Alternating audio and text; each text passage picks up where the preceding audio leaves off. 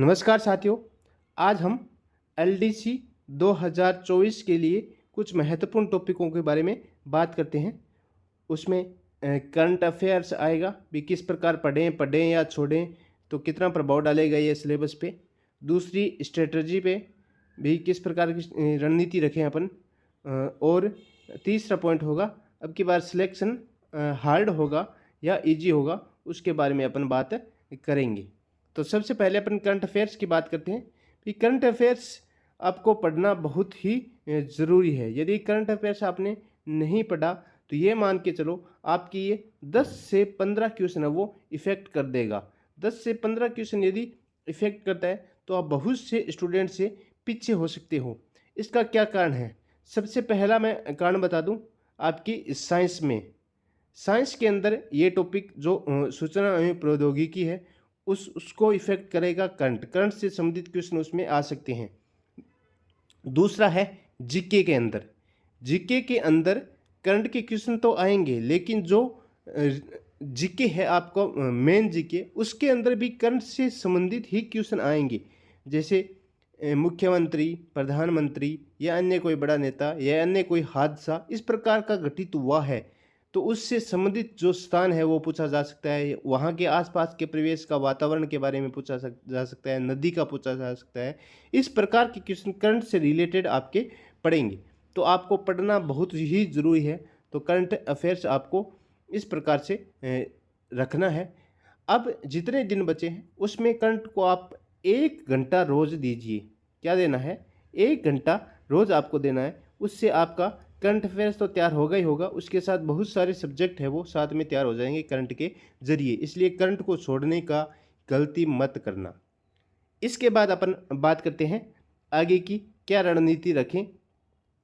तो रणनीति के बारे में अपन चर्चा करें तो सबसे बड़ी बात है यही है कि आपने यदि अभी तक सिलेबस कंप्लीट नहीं करा है तो सिलेबस कंप्लीट हो जाना चाहिए। नहीं हुआ है तो आप बहुत पीछे हो सभी से। इसके बाद अपन बात करें कि आपको किस प्रकार से आगे जो महीना भर बचा है उसका किस प्रकार से यूटिलाइज करना है। तो आप 15 दिन तक जो टेस्ट नहीं दिए टेस्ट दे लो, रिवीजन कर लो। टेस्ट यदि नहीं दिए तो अब जितना टाइम बचा उसमें से 3 से 4 टेस्ट तो आप दे ही लो। इसके बाद जो 15 दिन बचेंगे उन 15 दिनों में आपको केवल और केवल क्या करना है? रिवीजन करना है। रिवीजन बहुत ही ज़रूरी है। यदि आपने रिवीजन नहीं किया तो आप बहुत पीछे रह जाओगे, नंबर नहीं आएंगे। तो रिवीजन आपने जो पढ़ रखा है, जिस विषय को, जिस किताब से, जिस नोट से पढ़ रखा है, केवल उन्हीं को पढ़ना है जो आपने पहले पढ़ रखा है। दूसरे टॉपिक जो पहले नहीं पढ़ रखे हैं या अन्य किताब से आप पढ़ने की कोशिश करोगे तो पीछे जाओगे। तो सबसे बड़ी बात यही है, जहाँ से आपने सिलेबस किया है कंप्लीट उन्हीं को वापस रिवीजन करो। 1 बार 2 बार अच्छे तरीके से रिवीजन करो। सबसे बड़ी रणनीति यही है। और टेस्ट नहीं दिए है तो 3 से 4 टेस्ट दे लो, अभी अच्छा रहेगा आपके लिए और एग्ज़ाम में आप याद करोगे।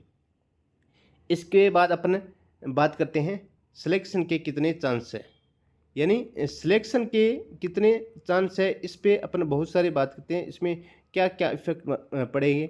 जो पेपर लीक होता है उसका इफेक्ट पड़ेगा, और क्वेश्चन किस प्रकार से आएंगे वो, और कंपटीशन कितना है, वो सब प्रकार के इफेक्ट पड़ेंगे। सबसे बड़ा था नकल माफिया का प्रकोप बहुत ही ज़्यादा था। अन्य पेपरों में यदि उसका प्रकोप 10% था तो एलडीसी के या अब आगे होने वाले पेपरों में 0.1% प्रकोप रहेगा। यानी ये समझ के चलो कि यदि 100 पोस्टों पे पहले पेपर होता था तो नकल करवाने वाले अभी बड़े स्तर पर आपने देखा होगा पकड़े जाते हैं। तो रियल स्टूडेंट 15 से 20 लगते थे। जिस प्रकार से ये पकड़े गए उसमें अपन अंदाज़ा लगा सकते हैं, 15 बाकी सब नकल से लगते थे।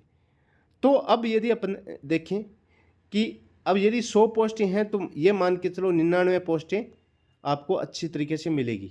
अब किसी भी सिस्टम में खामी होगी तो उस प्रकार हो सकता है कहाँ कहाँ अपन ध्यान रखें। यदि इनका ये भ्रष्टाचार करने का है तो किसी को रोक नहीं सकते। तो काफ़ी हद तक कंट्रोल किया जा सकता है। हो सकता है यदि आपकी जितनी 100 की 100 पोस्ट है मान लो तो 100 की 100 पोस्टों पर पढ़ने वाले स्टूडेंट ही लगे। इस प्रकार की स्थिति अब पैदा हो चुकी है। ये आपके लिए बड़ी खुशखबरी है। इसके बाद अपन बात करें कि सीईटी बहुत से अच्छे विद्यार्थियों ने सीईटी नहीं दिया और जूनियर अकाउंटेंट की पोस्ट भी उन्हीं स्टूडेंट को मिलेगी जो अच्छे पढ़े हैं। वो पोस्ट आपके जो स्टूडेंट है वो बाहर हो जाएंगे, उनको ज्वाइनिंग मिल जाएगी। तो और बहुत से विद्यार्थी सीईटी से वंचित रह गए हैं। तो ये मान के चलो जो 4000 पोस्टें हैं आपकी, वो 20,000 के बराबर हो चुकी है। आप अच्छे तरीके से यदि तैयारी कर रहे हो, सिलेबस पूरा कर लिया, टेस्ट दे लिया, अब रिवीजन कर रहे हो, करंट बराबर पढ़ रहे हो, तो हर टॉपिक को आपने टच किया है, तो आपका सिलेक्शन श्योर है। क्योंकि अब की बार 100% पारदर्शिता के साथ पेपर हो रखे हैं और हो रहे हैं और होंगे। आगे किसी भी सिस्टम में खामी नहीं आएगी। इसका फ़ायदा सीधा सीधा पढ़ने वाले स्टूडेंट को जाएगा। इसलिए अपनी तैयारी को दुगने जोश से कर दीजिए।